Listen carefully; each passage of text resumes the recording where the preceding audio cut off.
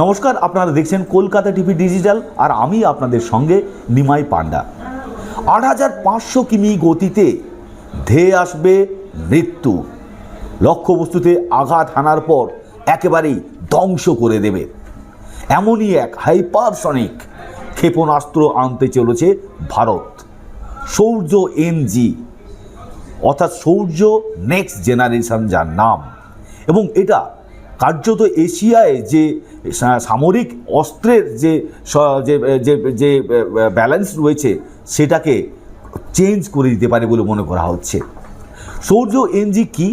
Shaurya NG হচ্ছে একটি ballistic hypersonic missile, যে মিসাইল একেবারেই ম্যাক্স 7 অর্থাৎ শব্দের থেকে 7 গুণ বেশি গতিতে এটা লক্ষ্যবস্তুর দিকে ছুটে যেতে পারে, এবং ভ্রাম্যমান যে জায়গা যে লঞ্চিং প্যাড আছে সেখান থেকে 5 মিনিটের মধ্যে এটাকে উৎক্ষেপণ করা যাবে। অর্থাৎ যদি উৎক্ষেপণ করার দরকার হয় তা প্রস্তুতি নিতে মাত্র 5 মিনিট সময় লাগবে, এবং এর ছদ্ম গতিপথ অর্থাৎ এই ব্যালিস্টিক হাইপারসনিক মিসাইলটি এটি কিন্তু শুধু যেমনভাবে ভূমি থেকে ভূমি, যদি এটিও ভূমি থেকে ভূমি উৎক্ষেপণযোগ্য, কিন্তু এটা ভূমি থেকে ভূমি অন্যান্য যে মিসাইল রয়েছে যেগুলো সোজাসুজি যায়, এর ক্ষেত্রে তা নয়।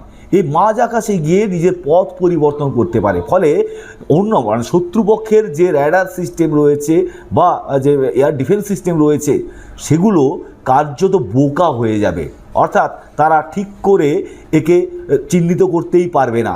ফলে এই যে মিসাইল, হাইপারসনিক মিসাইল, এটা লক্ষ্যবস্তুতে একেবারেই ধেয়ে গিয়ে এবং পথ পরিবর্তন করে বোকা বানিয়ে ধেয়ে গিয়ে আঘাত হানবে, এবং আঘাতের শেষে 30 থেকে 60 সেকেন্ড পর্যন্ত ভয়ঙ্কর মোড় নেবে এই মিসাইল। এবং সব মিলিয়ে যেটা দেখা যাচ্ছে যে এটা কার্যত এমন একটা ভ্রমণ প্ল্যাটফর্ম থেকে উৎক্ষেপণযোগ্য এমন এক হাইপারসনিক মিসাইল যা কিন্তু ভারতের সামরিক সজ্জার ক্ষেত্রে, সামরিক সরঞ্জামের ক্ষেত্রে নতুন মাত্রা যোগ করতে চলেছে।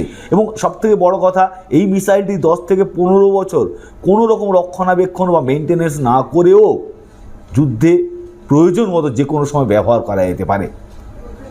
আরও খবর জানতে আপনারা চোখ রাখুন কলকাতা টিভি ডিজিটালে, রাত দিন 7 দিন।